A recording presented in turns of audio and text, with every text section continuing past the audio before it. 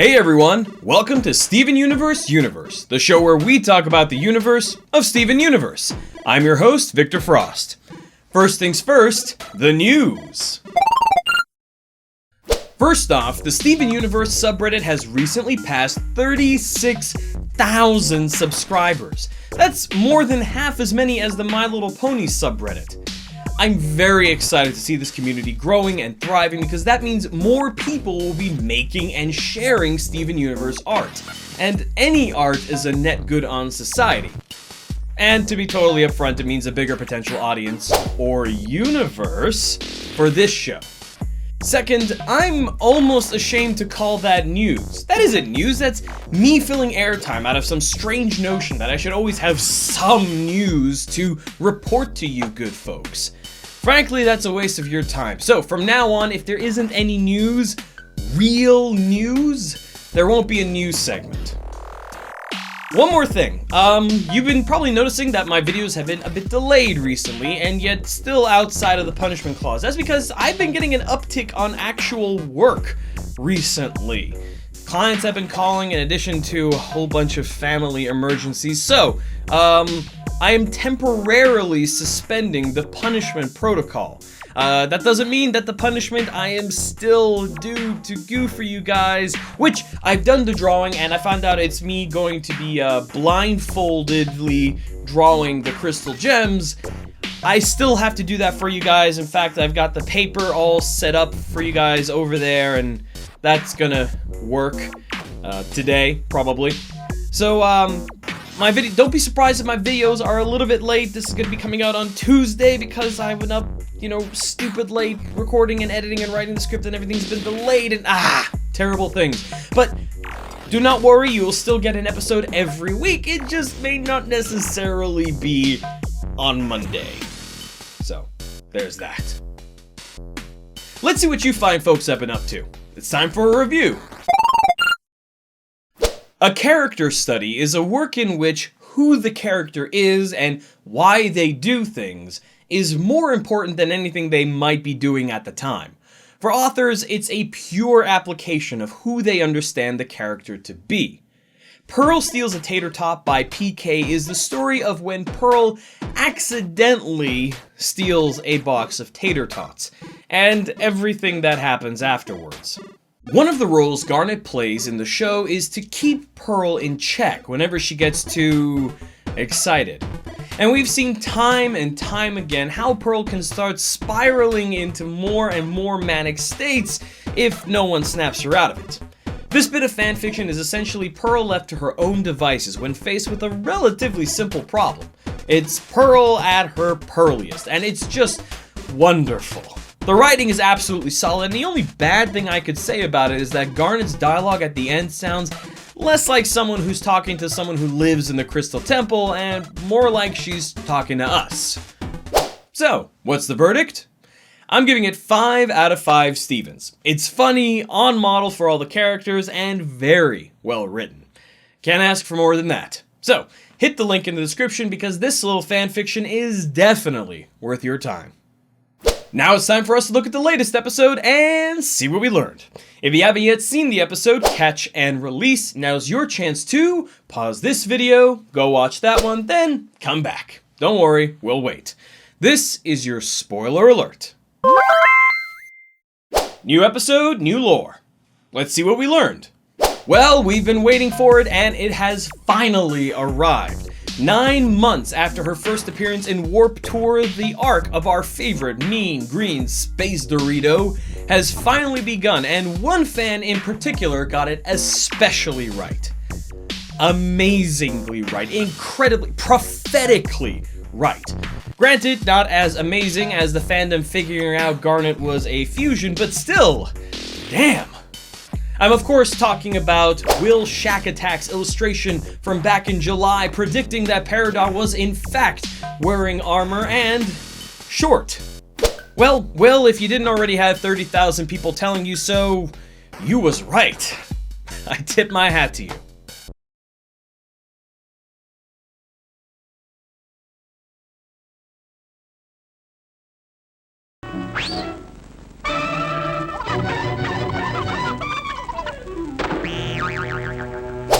Getting back to the episode, it's been a while since we've just had one that was such a romp. Sure, it's not the rapid-fire comedy fest that Say Uncle was, but after the Sardonyx arc and the last 2 episodes, this episode was just a breath of fresh air. On 2 fronts. First, we have the relief from the recent drama of the last 7 episodes, courtesy of all the comedy in this episode. Peridot being small and cute, the oh crap moment in the kitchen, then everything going on in the bathroom. But we also have some narrative relief from the tension that started way back in March during the first Steven bomb, when Peridot escaped to Earth in jailbreak. It's been over 9 months since that happened, for both us and Steven, since we know now that the events in the show progress in near real time. 9 months is a long time to be worried about an unknown threat. The anxiety can really pile up, and it's been a serious source of stress for the gems. Oh, I'm so glad this is finally over. But not just the crystal gems. Let's rotate our perspective a bit. Let's start by throwing away any and all of our biases as fans of the show and just look at Peridot as a person. Peridot is a homeworld gem that came to Earth with little to no up-to-date information for what was supposed to be a walk-in-the-park mission. Hell, it was so easy she wouldn't have even had to come to Earth in the first place if it weren't for the fact that the crystal gems destroyed the Red Eye, the Homeworld Warp, all the plug Robinoids, and finally, the kindergarten remote test chamber. So now this walk-in-the-park mission suddenly requires getting a ship and an escort and physically going to Earth. But fine, she's here on Earth with the ship, at least now she can continue on her mission, right? Nope. Suddenly the mission is being scrapped to haul the gems back to Homeworld. Fantastic. Oh, and then the ship gets blown up and now she's stranded on Earth. Great. Now, remember, she knows this entire time, this whole 9 months, that the cluster, whatever that is incubating and is going to hatch. She's gone into the kindergarten and done experiments, collecting data on what we don't know. She's gone and rebuilt the communications hub, trying to call for help. Basically, this entire time, Peridot has been doing her damnedest to avoid the crystal gems and just do whatever it takes to get off of this rock. Meanwhile, every failure or setback translates into time lost, and time, for her, is a very finite resource. For Peridot, and up until this point, Peridot alone, her life has had a countdown timer that she can't see and won't be free of until she gets off of Earth. As far as she's concerned, she's living on a planet-sized bomb. Yikes. Now again, she's been avoiding the crystal gems this entire time, but having run out of options, she takes the risk of being caught in kidnapping Steven as a last-ditch effort to get back to Homeworld, which ultimately fails. And that's her breaking point. This is when we can see just how great of a toll the stress of living with that unknowable countdown has taken on her.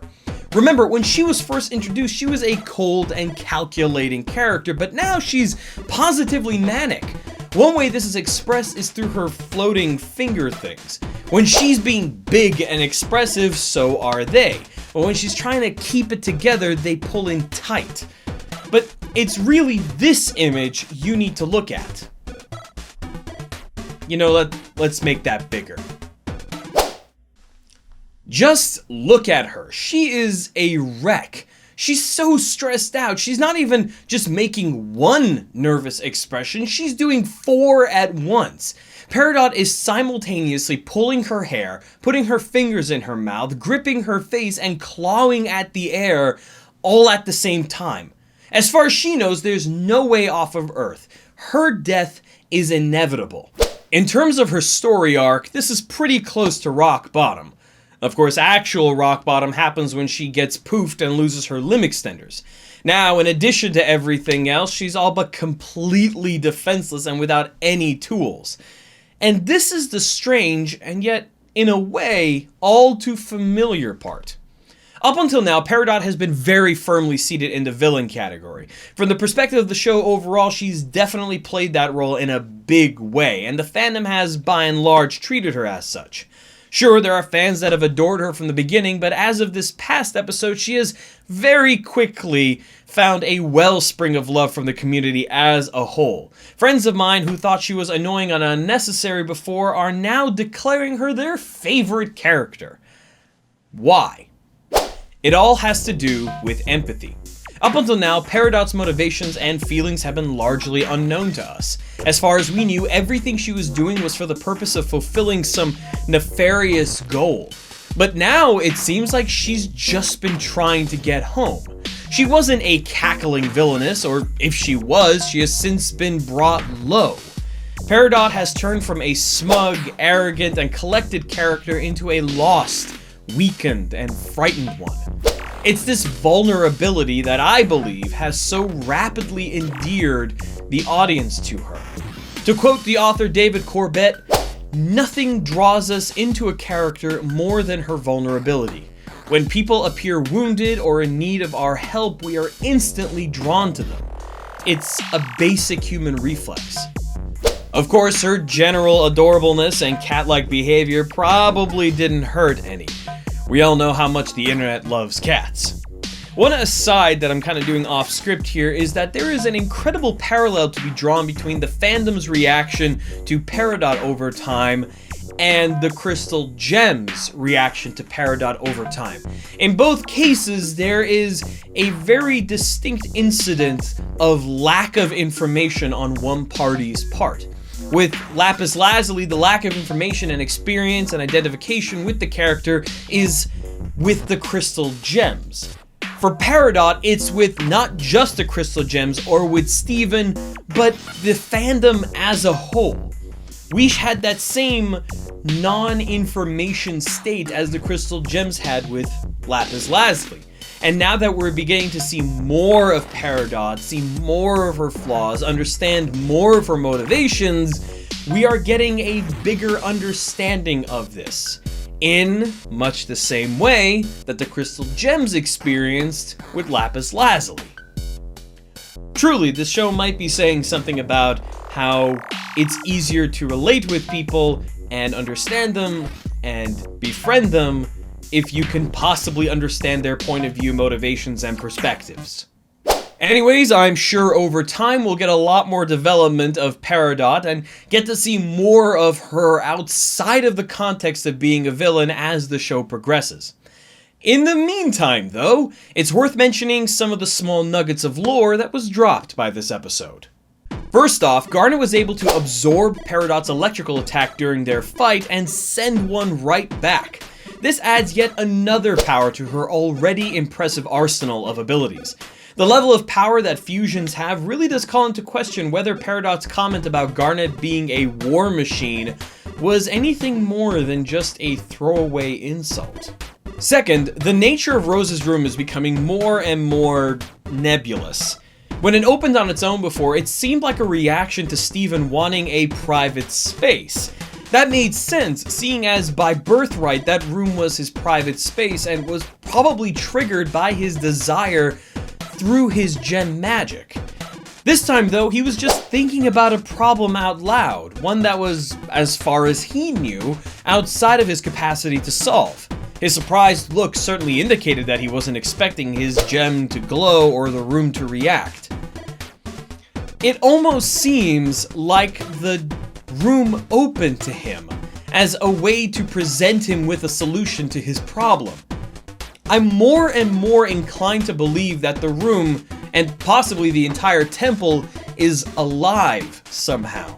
I'd venture that it probably has something to do with the crystal heart, but we don't really know much about it to be able to really say what it's for, much less make that kind of assertion. It's one of those things where you're gonna have to sit and wait. But if that's the case, it makes you wonder why they keep all the bubbled gems there. Lastly, Amethyst goes to bathroom in the ocean? Normally I wouldn't bother about some throwaway line like that, but it really does worry me because she eats all that garbage and motor oil and such. Not exactly healthy for the environment. And that's what we learned this time on Steven Universe Universe. Join us next episode where we look at the episode When It Rains. Until then, I'm Victor Frost, and I'll see you next time on Steven Universe Universe.